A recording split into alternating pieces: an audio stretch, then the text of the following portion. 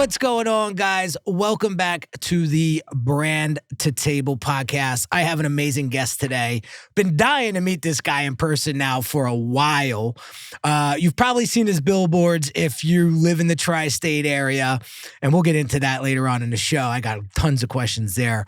But I got to introduce my man, Jamie Giovinazzo. I hope I pronounced that last name right. You did great.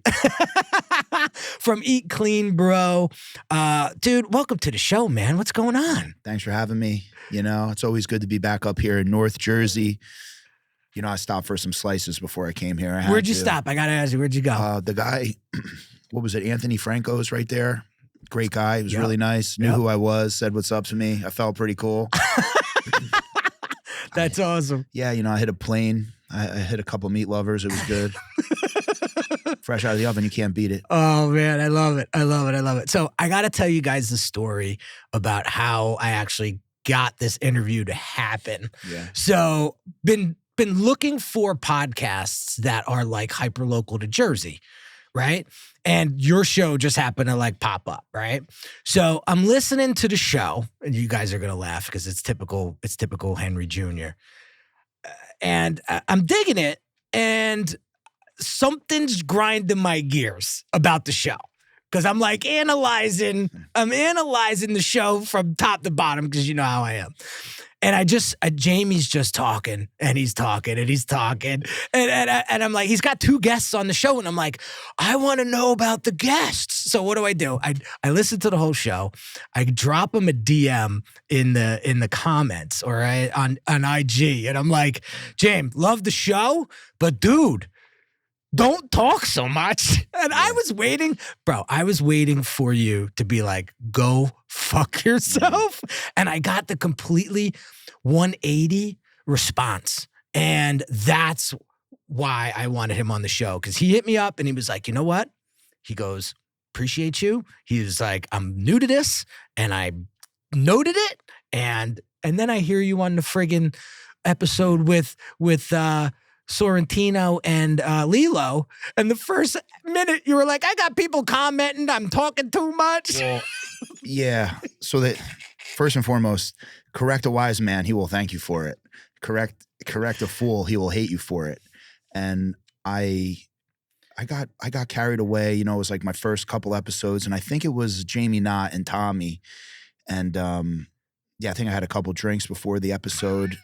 And I just got carried away. But the thing is with food, man, I get like so excited, like Tommy and Jamie, man. Like I love those guys so much. Like, and I'm pretty sure that might've been the episode where I was a little upset with myself because I was like, damn, like I didn't even really let these guys talk because I just got like so excited with the food. And like, I love restaurants. I love food. I'm a food lover. Obviously, I've dedicated my life to, you know, people like bring up the meal prep industry. I was shredded. I did bodybuild. I was in the Navy. I got hurt at Buds. I was trying to be a fucking Navy SEAL. I mean, I've got all the goddamn accolades. I know what I'm made of. I love food. I love providing value. So people like I mentioned on the podcast earlier, yeah, I stopped and I got some slices. I like to check in on people, bro. I'm not some fucking weirdo who just eats chicken and broccoli all day. I do try to eat relatively clean during the week, and then you know, I do like to go to a restaurant. I do enjoy food. I enjoy value. There's a lot of things I enjoy, but I've also been doing this since I'm 19 years old, like 20 years. So yeah, show me you're passionate, bro. Yeah, well, dude, when I was fucking 19, 25 years old, I looked fucking great. I saw some. And if Instagram was around back then, I would be some paid influencer to promote fucking protein powder, and I'd be getting my $300 a month to go ridicule people online for not living their life. Right. You know? Right. The internet is relentless, so I have fun with it, you know? Yeah, so. you have to. You got to take it with a grain of salt, right? Yeah. So I want to get into sort of your origin story because it reminds me a lot like mine. How you basically rolled up your sleeves and you knew that you were good at something, you had a passion for it, and you went with it, despite the fact that you didn't know shit about it probably at the time, right? No. So Eat Clean Bro has been around for what, 15 years now? Eat Clean Bro started January 13th, 2013, but I started cooking. I started the meal prep thing for my friends like March 2005, probably. Okay. March 2005. So you had some reps before you went official. Yeah. Yeah. Absolutely. Yeah. So talk to me about like, okay, so you gotta assume that the audience doesn't know Eat Clean Bro. All right. Yeah. So where'd you get that spark? And then how did you persevere through that? So give us the story. Yeah. So when I was 19 years old, man, I thought I wanted to be a bodybuilder. I was in great shape. I was all about the lifestyle, man. I was packing my cooler. I had my gallon. I was a meathead before it was cool to be a meathead. I was in the gym 7 days a week as a personal trainer, dude. I was there, dude, at least 6 days a week open. I mean, I was at the gym. That was my university, man. So like, you know, all like the older Jewish guys would teach me business. I mean, I was hanging out with so many successful people because the gym is a great networking place. Yeah. Where'd you grow up? I grew up in Old Bridge, New Okay. Jersey, and then finished high school in Freehold. Okay. So the gym that I was at was actually the town I live now in Morganville on Route 9. It was an old New York Sports Club. Okay. It was like the nicer gym in the area. So all the better to do people were there. And I was just with businessmen nonstop. And they took a liking to me and I learned a ton. But where the Eat Clean Bro started back in 2005, it wasn't Eat Clean Bro yet, but I was getting in shape for a bodybuilding show. Somebody saw me changing in a locker room, you know, the most meathead Jersey story ever. What do you eat? And I wasn't thinking anything of it, you know, chicken, sweet potatoes, broccoli, because that's literally, man, I would bake the sweet potato and I would just eat it like an apple. I'd have my frozen broccoli florets in a Ziploc bag. I would just let them thaw and I would just eat them all waterlogged and shit. Real caveman shit, dude. And I would eat my grilled chicken or my grilled top rail London broil, which I'm trying to think, bro. The prices of top rail London broil back 20 years ago, man, was amazing. Yeah, I wish we could get those prices back now. Right. But so yeah, he said, "Hey, can you make me some?" And I was like, "Yeah." I wasn't thinking about a business. I was 19 years old. I didn't know anything about business. Where did the name come from? The name came later on. So that was Matt Schultz was my first customer. I ended up cooking for him. And then the next day, all of his friends wanted food. So I was like, I told Matt, I did some quick like meathead math. I was thinking, well, if I cook his food, I get my food for free. Anyway, man, the guys next to him, Ned and Sean, were like, yo, can your boy cook for me? And I was like, Matt, look, I'll cook for your boys, but they got to pay $5, right? I'll keep your price at $3. They got to pay $5. Then I was in business. And then what's funny is my fourth customer ever is Big Boom AJ, right? So these were all mortgage guys. So it was Matt, it was Sean and Ned at the same time. And then AJ. So AJ was, you know, my buddy for now over 20 years. So he was my fourth. And I just started cooking, man. Like all these younger, hungry guys at this mortgage bank.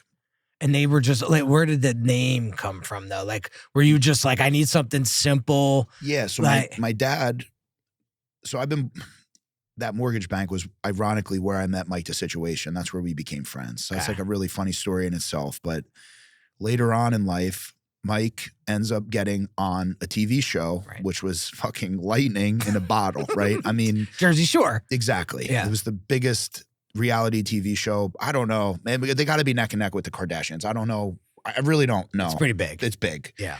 And then, so later on down in life, right? So that was 2005. I have a ton of ups and downs. I ultimately ended up quitting. And then Matt called me January 13, 2013. Years later, haven't heard from him in a while. And he's like, hey, are you still cooking? I'm living in my buddy Paul's house. I got nothing going on. I'm bartending Thursday, Friday, Saturday. With my back against the wall, nobody would hire me. Dude, it was a really dark time in my life. My family got like erratic, like my whole, where I grew up, all my family history destroyed by Hurricane Sandy. It's a really sad, dark time. And I just lied. I did the old school mute on the phone. And I was living with my buddy Paul at the time. His parents were down in Florida. So we were just like two bros living in his parents' house. And so I did the old school mute. I'm like, yo, Paul, do you think your parents will care if I cook at your house? And he's like, no, you know, all my friends were trying to encourage me to do this, but I'd given up because I failed so many times. I was humiliated. I was embarrassed, thought I couldn't do it. And then, so I just put the old school mute. I was like, yeah, Matt, yeah, I'm still cooking. So, put an order in. I started cooking for him. Did like 82 meals that week. I bartended. I did everything in my power to keep it alive and going. Mhm. And then I ran into Mike's brother Frank at the GNC at the Freehold Mall. And so like the thing is about Eat Clean Bro that I don't know if people realize, but like I had street cred, okay? I was heavy in Jersey. I'd be driving up the turnpike, dropping meals off in Bayonne. I was driving, bro, meatheads, dirty bankers, juice head cops. I mean, like Eat Clean Bro back in the day was the most fucked up thing in New Jersey. I mean, it was like, I was like basically a drug dealer, but for bodybuilder food. Because you couldn't get it anywhere. You could not get this shit. So it was like, I had a guy. So I was everybody's guy. They'd call me, I'd get them the chicken, I'd get them the steak, I'd get them the broccoli, the rice, right? And I was driving around all over New Jersey. So a lot of people knew I did this shit. And so one thing leads to another, and I'm like, yo, Frank, just tell Mike. I didn't even have a name then. I just said, yo, Frank, tell Mike Jamie's cooking. Yo, here's my number. And then the Mark was like leading the family and everything. Mark reached out and was like, we want you to cook for us, blah, blah, blah. So I started cooking for Mike's family again. I got back in with Mike. And then, so Mike was piloting this show. Mm. They were supposed to do like a Sorrentino family show. And then my dad, my dad was one of those like, old school Italian guys, just never broke character, man. Just was, you fucking idiot, this, that, the other thing. You don't have an LLC, you don't have insurance. I mean, it was all banged up. So he's like, well, what do you want to call it? I'm like, Dad, I don't know, man. Like, I'm just so scared I'm going to fail again. And he's like, why don't you call it Eat Clean Bro? Like that's all you say anyway. And, with my last name being what it is, I thought Eat Clean Bro is great because everyone can spell it, everyone can say it, and it's easy to remember. So he hooked me up with the GoDaddy. And at the time, Eat Clean Bro was very edgy. I mean, that was like, in 2013, people were, I mean, listen, now you got like Slutty Vegan, Big Gay Ice Cream. You basically could fucking like, there's this vodka company, Juicy Tits, that they're at all my stuff. And I just laugh and I'm like, well, what's next? Like cocksucker lollipops, right? Like what? Like, dude, the names of these businesses are getting outrageous, right? Yeah. In 2013, people thought that was career suicide to call yourself Eat Clean Bro. They were like, no one's gonna take you serious. Yeah. It was like, but I was like, dude, I like it because I don't, that's just who I am. It's how I talk. It's who I am. I don't want people to like think I'm this buttoned up guy. Like I'm just some kid who loves to cook. I love people. I love value. I love helping people. I'm like, Eat Clean Bro's fine with me. If they want to go to some private equity firm and have them cook their food and shit for a coupon, then, that's for them. But that's not me. But anyway, that's where the name came from. That's so Pops did you a favor there. Big And time. he kind of pushed you in the right. I'll never forget, going up and down the turnpike and seeing your billboards. As a branding guy for 16 years in the industry, I'm like, Yeah, I know. this is fucking nuts. Oh, I fucking grand slammed that bitch, dude. Was that a mistake or Yeah. was that calculated? Because I was like, all I see is 3 words and you could barely see the website. I don't even know if the website was on it. Yeah, it was. Well, here's the thing. It was a combination of things. So I was, do you remember everybody was on MySpace and then one day nobody was on MySpace? Yeah. It was literally, God, dude, that was like, bro, for people on Facebook and Instagram and TikTok. We had to code ourselves. Bro. You remember? It's really hard to believe, but everyone just stopped using MySpace. Uh-huh. So these were the early days of Instagram, right? Okay. 2013.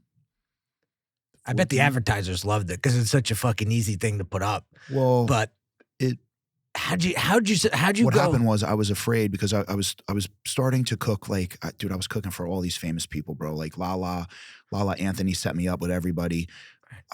Bro, I'm in like Beyonce's office. I'm in all iHeart, all the radio stations. I From cooked, the ads?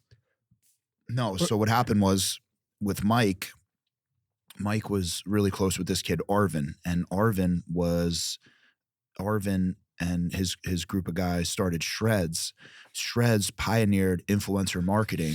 So now when you log on to social media, everybody's selling a product. That wasn't how social media was 10 or 12, 13 years ago. What Arvin did was he took some pretty people, put them in products and put content behind them and almost created his own, like, he created this like massive facade with these people. You know, Joey Swole was one of them. Okay. Now, growing up in Jersey, dude, I knew a million Joey Swoles, right? But they didn't have the camera crew. They didn't have the content team. They didn't push the personality. Growing up in Jersey, dude, there's all types of crazy juice heads that are jacked, that are funny characters, right? You take a Joey Swole, you put a little money behind him, you turn him into a internet star, and now he's got his own personal brand and stuff. Now he's doing really well, but Joey was one of them. There was all these guys. So like I told you before, I had street cred. So I went to high school with this kid, Sean Dua, and Sean Dua is this sweet Indian kid, but wasn't into sports, didn't lift, nothing, right?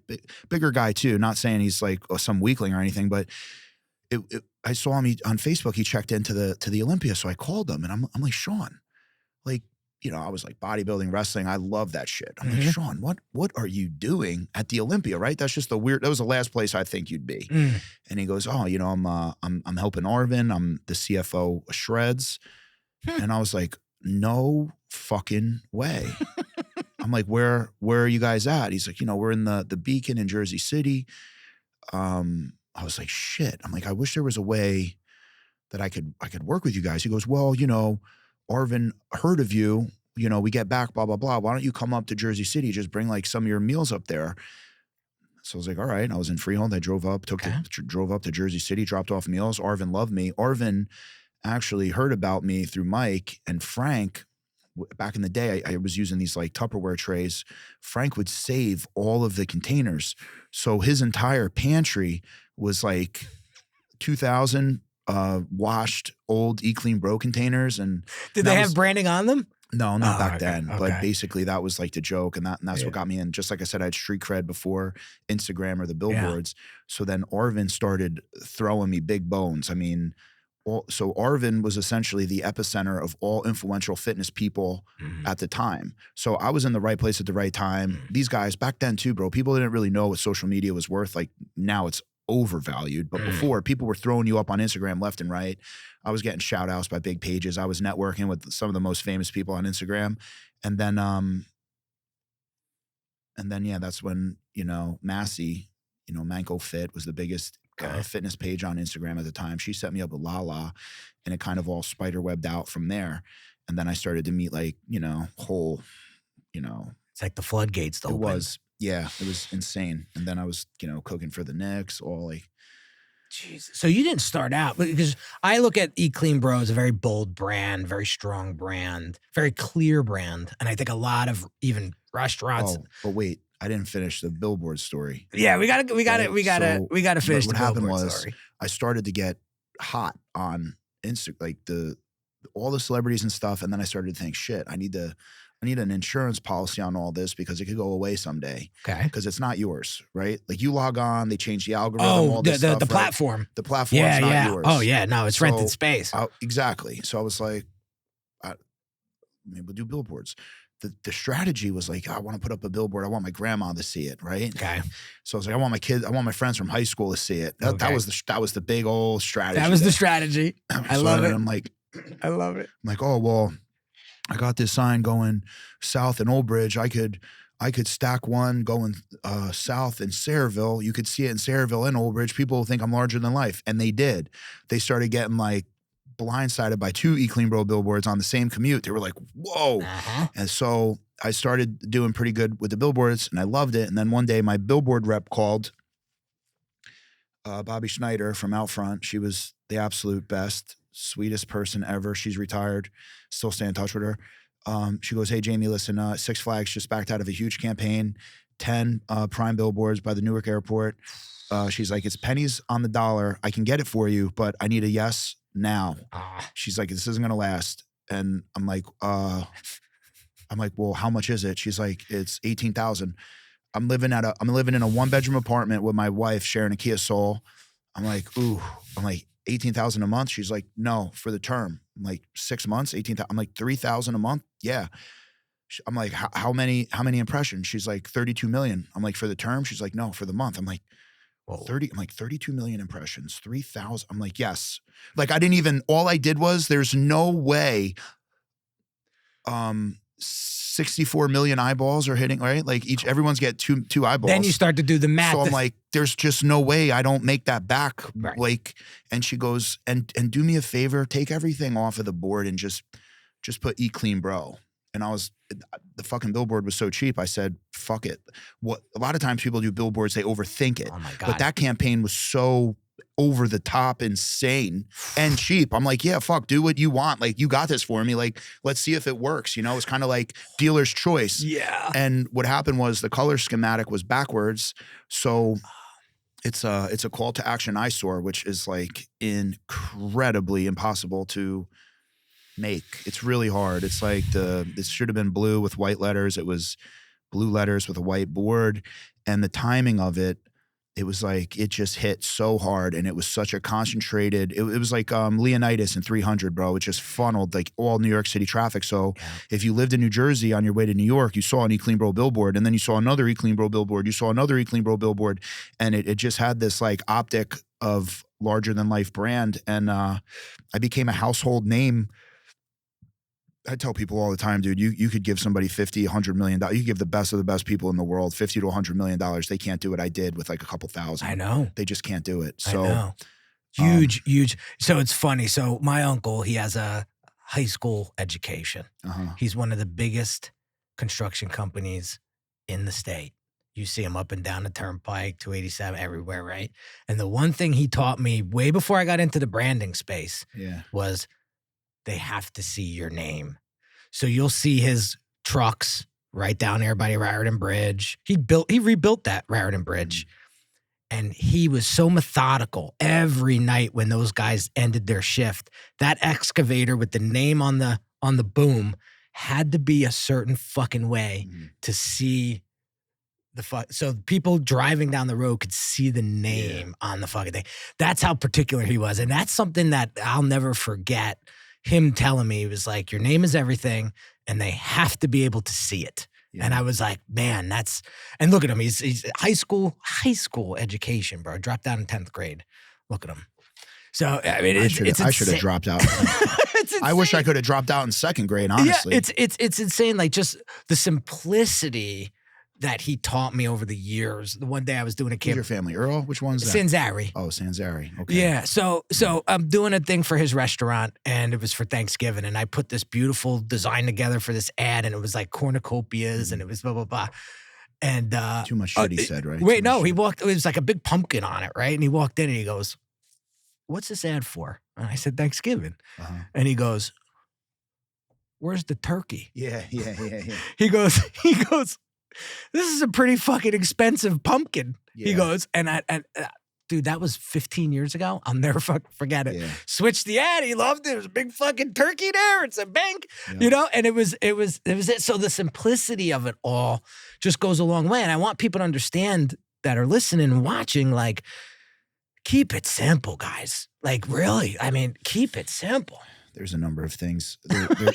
I mean, the truth is, when you have nothing to hide, you could keep it simple. But the unfortunate truth is, most people are trying to see the coming to Jesus moment for me was, I had, in the most positive, uplifting way, I had given up, and I had been tired of trying to make it.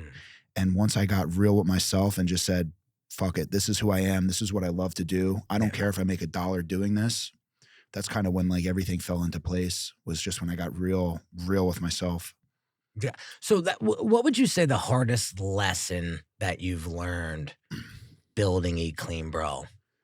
You got to know when to hit the gas, and you got to know when to slam on the brakes. And you can't, sometimes you got to know when you have a round peg and you're trying to get into a square hole. Sometimes you really need to just slam on the brakes. To simplify the hardest lesson, and just don't ever think because you have millions of dollars in cash that you're invincible, because spending money is the easiest thing to do in business. It is legitimately the easiest. There's always someone out there who could upcharge you this or upcharge you that. Be very careful with your money. Save your money.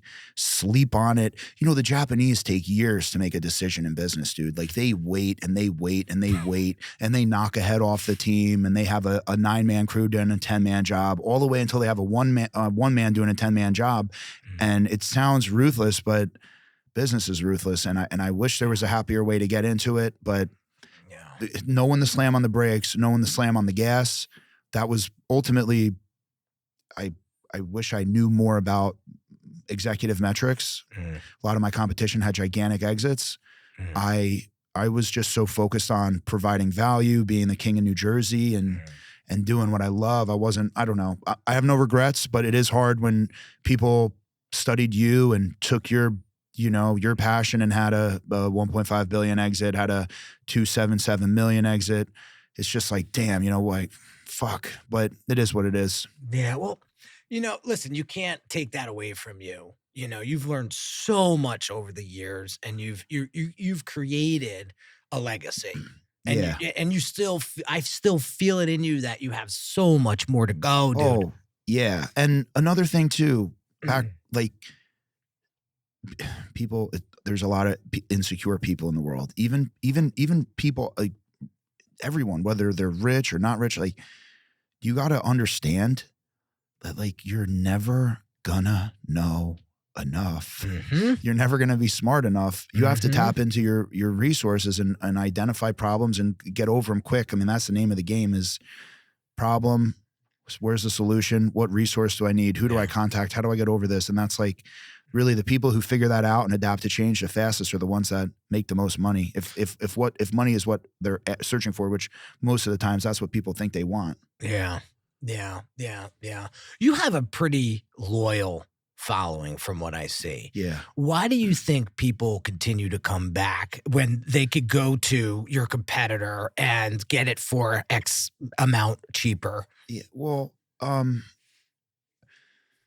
I've built an incredibly loyal customer base. I've done a lot of stuff off the record, right? Like I was giving away $5,000 donations like real estate agents give out business cards. I mean, I was helping. I mean, someone's house burned down, send them food. Someone's kid is sick, send them food. Send food to the cops, send food to the hospital, send food to the nurses, send food to the teachers. Like I just did things for people that I don't think anyone else would do. And I care so deeply about my community that honestly, I just don't think my competition could ever do. I don't think their shareholders would ever allow it. Like, I think you're a very magnetic person. And I think that is a huge driver for what's to come in social media, because I feel like people are I was talking about this 8 years ago. Like if you don't start to invest in your personal brand, everybody thought I was crazy. Everybody thought it was like, you're so egotistical. You're all about yourself. You're all this, you're all that. And then what happened? Year after year after year, this personal brand term started to get real popular. Yeah. And now look, I think it's really paying off for you. And not that it wasn't back then, but I think that is from the outside looking in, like there's only one Jamie in this world, and the way you light people up, I think you're going to be in business for a long time. Thanks, man. Yeah. I try to, like as a kid, man, I loved the health food aspect, which obviously I still do, but the value, just being able to feed a family, giving them the best possible ingredients for the dollar, constantly trying to refine the value. Let's talk about that for a second. Yeah. So if you were a restaurant owner, right? Yeah. What's the first thing you'd focus on? You're opening up a new joint now. Yeah. What's the first thing you would focus on? Well, probably the cuisine, like what kind of a restaurant is it going to be? Is there a real need for it? Do people really want it? Right. So you got to do your homework. You got to do your homework. Yeah. Also the landscape of the competition. I always get nervous with these guys opening pizzerias, right? Like Peppino's, which is a legendary pizzeria in Brooklyn. I was worried for him because he opened up. I mean, you got Danino's, you got a whole bunch of like big names, right? Dude, they're on top of each other. Danino's is doing very well. And then another buddy of mine's opening up down the street. I'm like, bro, you guys are opening pizzerias on Murderers Row. Like, you don't think you can't go to, you know, maybe somewhere south a little bit where there's like, you know, your big fish in a little pond. Like you guys are friggin' all taking chunks out of each other. I just think the competitive lands, because honestly, dude, what happens is you have a whole bunch of competition. Like what I'm dealing with now, right? You got like, listen, you all know who they are. You got Cook Unity, you got Factor 75, you got fucking all these meal companies, and everyone's just kamikazing each other, which I can't do. I don't have a war chest, right? I'm not publicly traded. I don't have private equity. I'm family owned and operated. And I'm like, all right, well, I'll just sit out in the bomb shelter. My gross margin will suck. All my shit will suck. The banks won't want to bank with me, but like I'll keep the lights on, and I just got to wait for one of these guys to run out of bombs. Like that's literally what I have to do. So, and when Eat Clean Bro had no competition, bro, business was fucking easy. I felt like Forrest Gump shrimping, right? After that, shrimping was easy. I was fucking netting shrimp left and right. It was great. Yeah. But now you're like, fuck, dude, like I'm running with cement shoes on here. Yeah. It's fucking brutal. Yeah. And these guys, like, you know, Wonder deployed 900 million in the wrong direction. They were like, whoops. Like your fucking kid dropped a glass of milk. Oh, whoops. Like 900 million, dude. I know. Do you know how long it would take Eat Clean Bro to recover from 900 million? Take me like fucking 90 years. Like I don't fucking 90 years. Jesus. Yeah. They're like, oh man. Yeah. All right, guys, let's change direction here. Like, so you're like, dude, these are the guys they got their swords out. So I'm hoping I'll just You're gonna run out of bombs. Well, I don't think they ever will, actually, because that dude, he did like diapers.com. He's got some big exits. So I think people will just keep backing him, which is annoying. You know? Yeah. I gotta fucking beg the SBA for a fucking refi. These guys are out here deploying. Yeah. Making $900 million mistakes and fucking not batting an eye about it. No, it's no big deal. It's crazy. So let's talk about this. And then I gotta just be mindful of time. But like, what keeps you? Because I watch you on Instagram and I love your stories. I like some of the stuff, like you're walking and you're kind of talking philosophical. So I wanted to get, just for personal, curiosity, is where do you get your mindset stuff from? Because you know we're in a very competitive industry, right? So like, how do you stay strong? How do you keep sharp? And where do you go to get that knowledge and get that stuff? I read. I was funny. So when I stopped by, was it Anthony Franco's Pizzeria? It's a client of mine, by the way. Right, he's a good guy. So I saw Barnes and Noble. Back in the day, I read piles and piles of books. I don't read. I don't read anymore. I should read. I have like 2 little kids. They beat the shit out of me. I'm fucking tired all the time. I do get to spend a lot of time with very successful people, but ultimately, never give up, never quit, keep going. It's embedded in my brain now. Yeah. So even you have to just keep crawling, dude. If you're in a cave, you got to keep crawling. You got to just keep crawling. You got to just keep moving. And it doesn't sound like you had like, you know, I had my uncle that didn't necessarily bail me out of any situation over the 16 years of being in business by myself, but like he gave me opportunities, right? And so like he made me claw for what I wanted the company to be. He didn't just hand it to me. Yeah, did he give me a couple clients, you know, did he refer me to a couple big dogs? Absolutely, you know. That's good. But like I still had to work, and I think that's what people forget. But that's why your story resonates with me so much, because I notice you're dropping names and you're dropping times in your life where they came in, and I feel like they were just stepping stones to get over that river. Yeah, they were legitimately, at least if I had to go down a list, probably 50 to 75 key guys in my life that helped get me where I am today. I mean, even the guy that owned the restaurant that you were working at, and Joe Mosco and Rob Cash. Yeah, because the only way I was able to do that with $300 was they gave me the restaurant equipment and the part-time staff. But what I did was, when I had nothing, I was never a freeloader. So I tell people this, right? I talk about like the old Jewish guys who taught me business. I would train them for free, right? So they were getting a personal trainer for free, and I was getting a fucking education of a lifetime. So like nobody felt like You were I was so like, smart. yeah, like, So smart. well, it was just me wanting to be friends and make friends with people, right? I didn't really know how to cash in on any of this shit. I wasn't trying to cash in on any of it. I was just trying to, I was like, oh wow, this fucking dude's worth 400 million. How do I like talk to him more? Yo, you want to work out? And like, you know, he rewrote like, he did fucking shit for the CIA. I mean, like on how to rebuild society if it collapses, how to like mastermind the fucking Russians during the Cold War. I mean, this was a brilliant motherfucker, man. Like, but he never talked about it. I learned from other people. Yeah. Then he like sold this company to Kodak for like 400 million back in the day. But he was a real, oh, bro, he was the fucking man. Yeah, he was a great guy.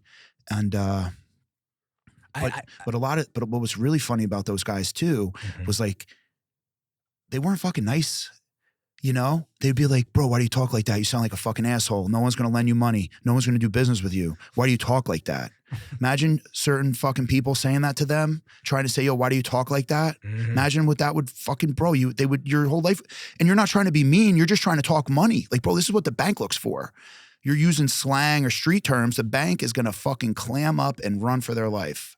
You have to speak a certain way when you're trying to get money. So this is what these guys kind of taught you. Bro, they taught me shit that was fucking painful, bro. They would punch me in the face with shit that hurt my feelings. They were hurting my feelings all the time. Yeah. But it was like, whoa, I needed to hear that. No one else was telling me. They were hitting me with some facts. Yeah. Yeah. Well, the truth is hard. Truth's hard as fuck. And then how do you tell the truth when someone like Cardi B is out there talking? They can't connect the dots. Like, oh, well, look how rich she is. She's an entertainer. She's paid to fucking talk like that, bro. She's not getting a commercial fucking business loan. She's selling records. That's so true. It's fucking painful, bro. Like, I want to help people. And I'm like, well, I can't fucking help anybody because God forbid I fucking tell the truth. Someone's going to cut my head off. Yeah. God forbid I fucking talk to people the way people talk to me. God forbid I fucking tell people things people told me. I know. I'm a self-made multimillionaire and I can't even fucking help people.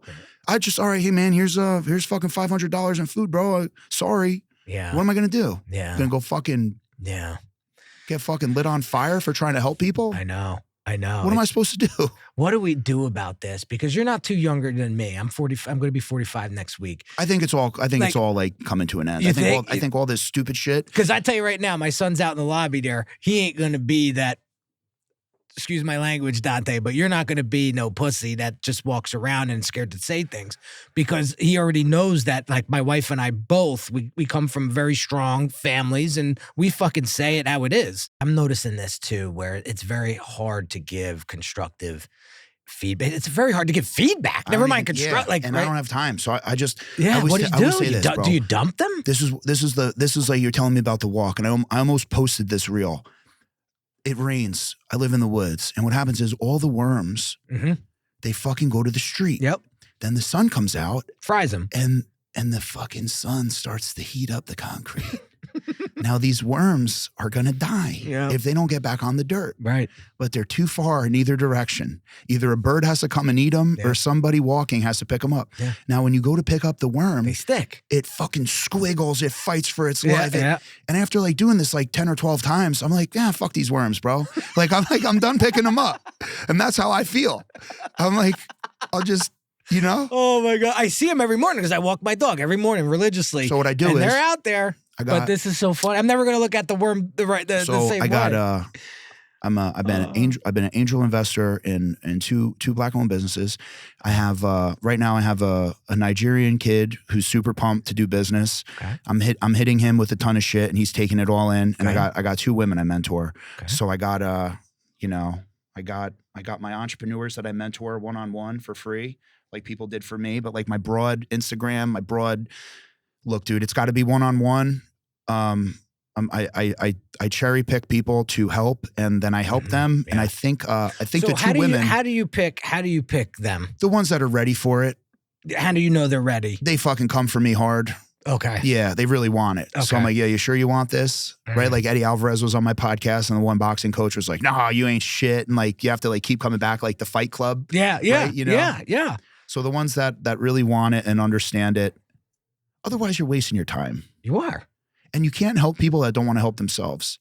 So like, I'm all about like just not wasting my time. And another thing I learned too is everybody speaks English. Not everybody speaks it, but the people who speak English to each other, sometimes people speak, but they're not understanding each other. So you could like 2 conversations could be going on. I noticed this, my boy Rob's founder of Pliables, and he was trying to give this kid business advice, and all of it was going over his head. And I was like, wow, Rob was on a roll, so I didn't interrupt, but I'm like, holy fuck, bro, this guy. Now the conversation Rob gave this guy changed his life, but he internalized it in a way that he needed, but he picked up like lower end shit to the conversation where Rob was, Rob sold Pliables for almost $500 million. Rob was giving him like real high level shit, but it was all happening in English and it all seemed relatively simple, but like the conversation was just launching right over the guy's head. And now when I communicate with people, I'll go and then I'll come back. I'll go, I'll come back. And then like I'll go out and then I'll come back with a historical event and I'll tie it to some sort of history, or I'll tie it to an analogy, or I'll tie it. And then, so when I'm talking, I'm always going out and then coming back, going out, coming back, just to make sure that people are following what I'm trying to say. Yeah. Yeah. Yeah. Because you could just keep going and they're 50 yards behind you, lost, right? But that's interesting that you say that, because I noticed that too. The guy's dropping bombs and they're just oblivious to them. Yeah. It's wild. Not everybody wants help. No, I could tell. Or they want the help. It's selective. It's selective. It's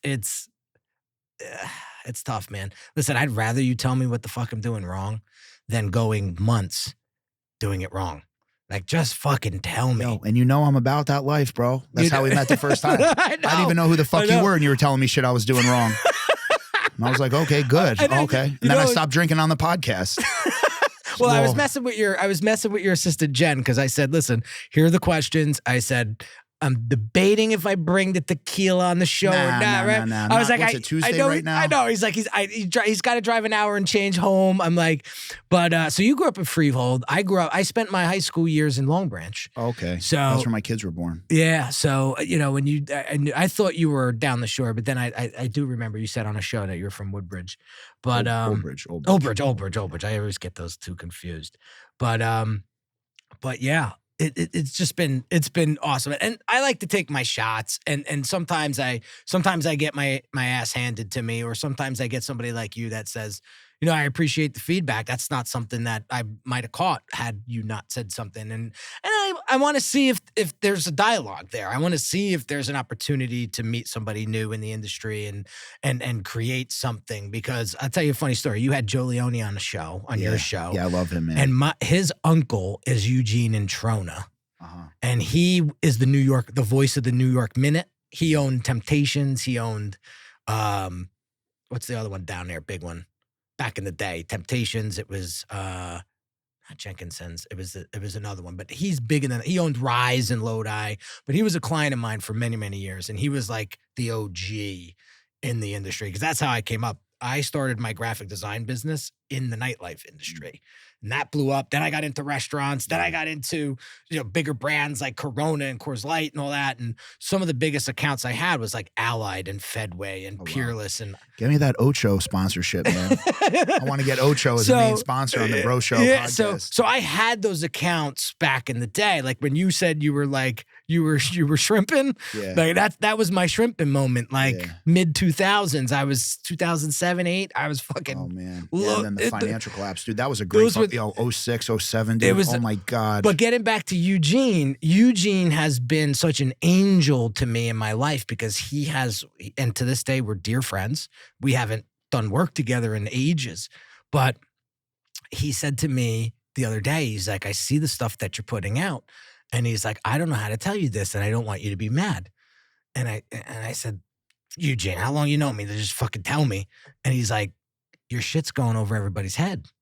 Yeah. He's like, think about your audience. And here's me. I'm trying to teach this to my clients, but he's like, you're forgetting.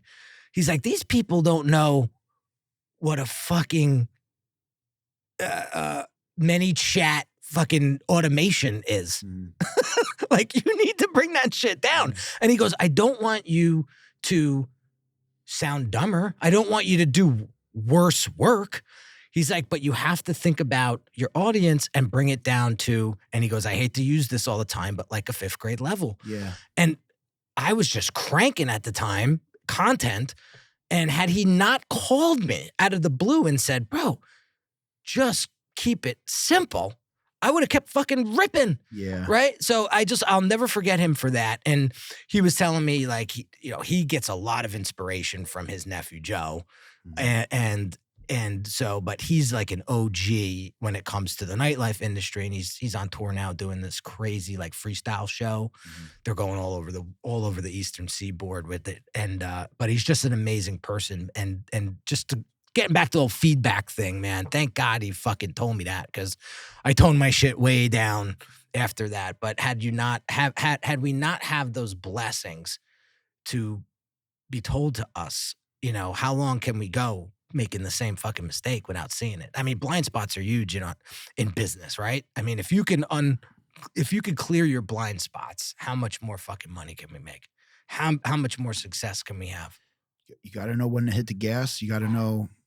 Look at Conor McGregor, man. Fucking guy learned too much about fighting. He can't win no more, right?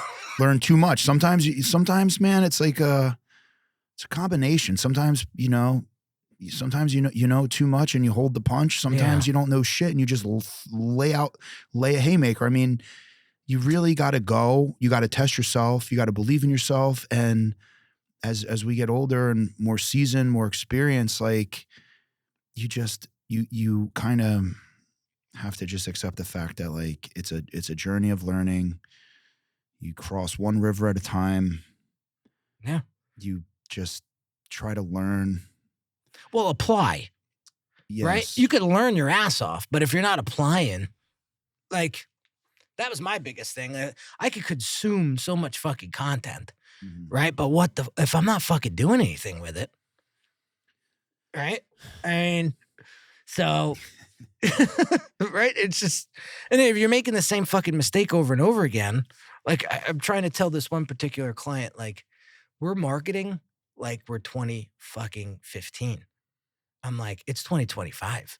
Like I'm not saying chase trends. But I'm saying know your audience and know how marketing is being done today and make it your own and do it. Simple example. I mean, you could love or hate influencers, but sometimes they move the needle. If your strategy is a little bit more thought out, right? Not just taking some Tom, Dick, and Harry that has no fucking clout in the game and have them rate your fucking restaurant versus somebody that's a little bit more seasoned and maybe has, like if you came into a restaurant and you gave feedback, it'd be a little different, you know? Yeah, I think that's why people love me, dude. I go in and I hook people the fuck up. No. What do you think restaurants, and then I think this is the last question, and we'll go into a little rapid fire and then we'll wrap up, but what do you think restaurants are missing? I'm talking about like not the Gabriellas or those folks, because those guys are kind of dialed in. No, I can tell you, they're missing, dude. The next evolution that's going to happen here, and I told Tommy this. I think I've been telling Tommy this for like fucking 3 or 4 years.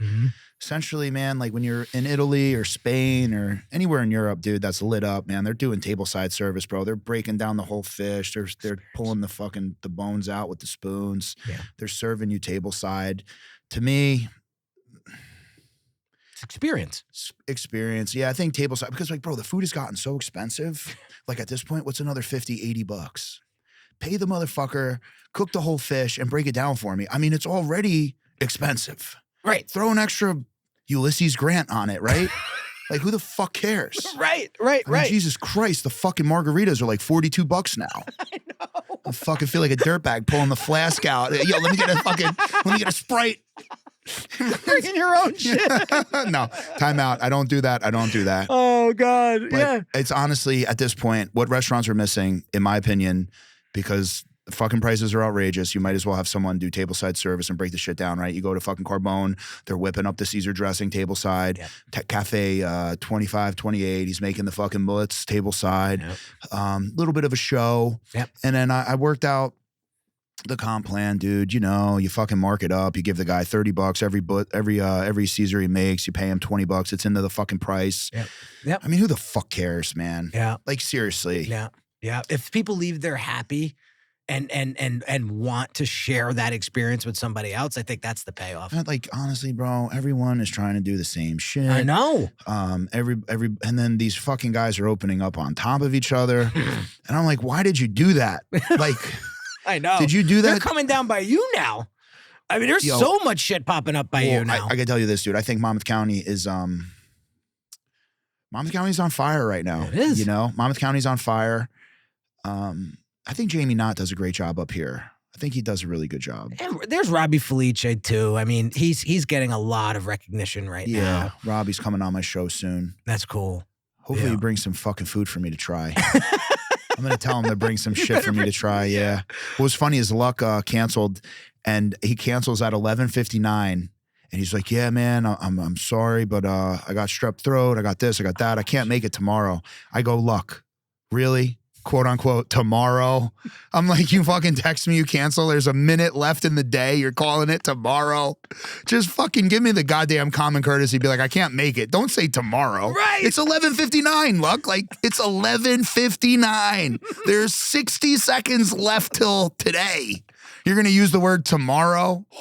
Come on. Right. Imagine I canceled on you 1 minute until now. I'd be so pissed. Well, like, I'd be like, yeah, man, hey, I can't make it tomorrow. You'd be like, Jamie, it's 11:59. What the fuck do you mean tomorrow? So I thought that was funny. That's my funny story with Luck. I do like him a lot. But I just thought that was so funny because it was technically tomorrow. Yeah. But I'm like, Jesus Christ, dude. Fucking midnight. You're lucky you were up. You got me. There's like 30 seconds to go until I can't make it today. Oh, tomorrow sounds so much better. Yeah, so much far away. Yeah, yeah. Actually, dude, fuck this. I'm pulling up I'm going to fucking show you this. Just so you see. Oh, man. Oh, shit. Wait, hold on. Maybe it's with Darren. And my boy Darren Conway, who was supposed to be on the show too. Shit. It's some group chat. I don't have it. Yeah, it was 11:59. I'll never forget that.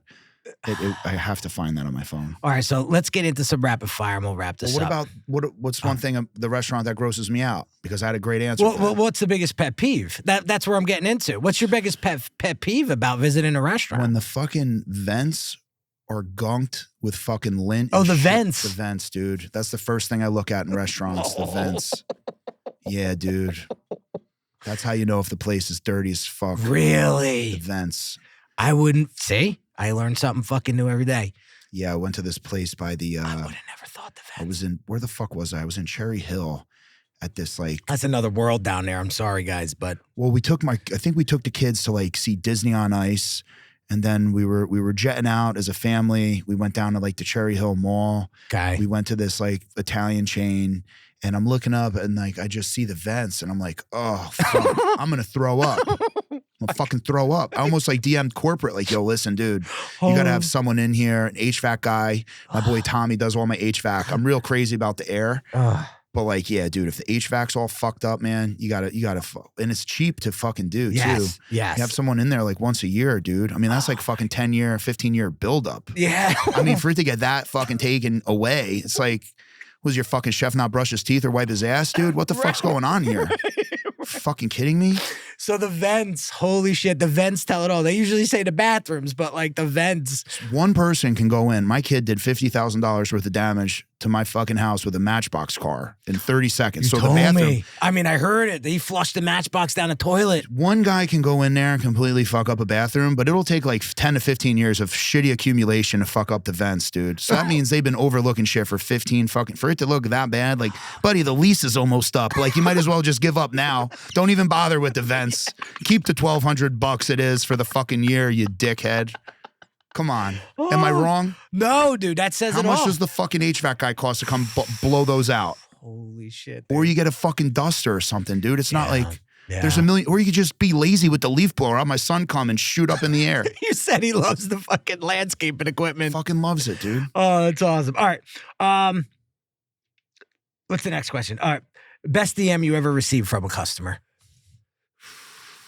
It's probably has to do with like I give food to the NICU, so a lot of the times it's like kids who are like babies or sick or and they're like, The nurses will hit you up, or? No, like the parents will be like, dude, Okay. thank you so much, bro. It was like the worst time of my life. I could always count on Eat Clean Bro being in the fridge, or something with the Children's Specialized Hospital, or sometimes people's homes burn down and shit. And like we feel like usually something nice like that. I do a lot of shit on the low, and when people thank me and shit, it usually feels pretty good. Or like, oh, I lost like 200 pounds. A lot of times it's like, has to do with something meaningful. A lot of times people DM me like, oh, I lost a ton of weight. Your meal saved my life. Thank you for the charity stuff, or, stuff like that. It's meaningful. Awesome. Favorite cheat meal? I'm a fucking sucker for Chinese food, dude. Fucking wonton soup. I do the egg drop wonton 50-50. Oh, that's my go-to now, dude. I love Chinese food. I love Chinese food. Like the takeout spots. Like, that's it. That's it. Yeah. If Eat Clean Bro had a theme song, what would it be? Probably like Thunderstruck by AC/DC, or Welcome to the Jungle by fucking Guns N' Roses. Nice. Something fucking hardcore. Nice. And then best part about being a dad? Probably the hugs at night, probably getting the hug and kiss them. That's probably the best part. That's awesome. Yeah. Hearing them laugh. Yeah. Jamie, what a pleasure, bro. Yeah. Thanks, This man. was great, man. It's so happy to connect with you. And I do appreciate to this day that you didn't tell me to go fuck myself. Yeah, actually, I thought you were right. I was like, fuck, he picked up on that. I'm like, I thought the same thing. It could have went right real fast. You could have looked at me and said, bro, you got 200 followers. What the fuck are you talking about? But bro, most of the fucking billionaires I know have 200 followers. Like, well, they don't it's give, funny. You never know who's who either. You never know. I had like 180,000 followers, and Instagram just said one day, yeah, it's and that's killed why I it. did the billboards, dude, because you never know when they're gonna fucking kick you out, bro. That's it. So evict you for no reason. Right? Yeah. So, but dude, this was so much fun. I can't wait to be on your show. I can't wait to be on your show in a couple days. And well, you'll interview me on my show. Awesome. Well, guys, hope you got some great value out of today. Again, if you're finding value out of this show, please share it with a friend. Drop me a DM on Instagram. Let me know if there's anything that I can do to improve. Hit me up, because I'm open to that feedback, and I just want the show to be amazing for all of you. So have an amazing day, and we'll catch you on the next episode.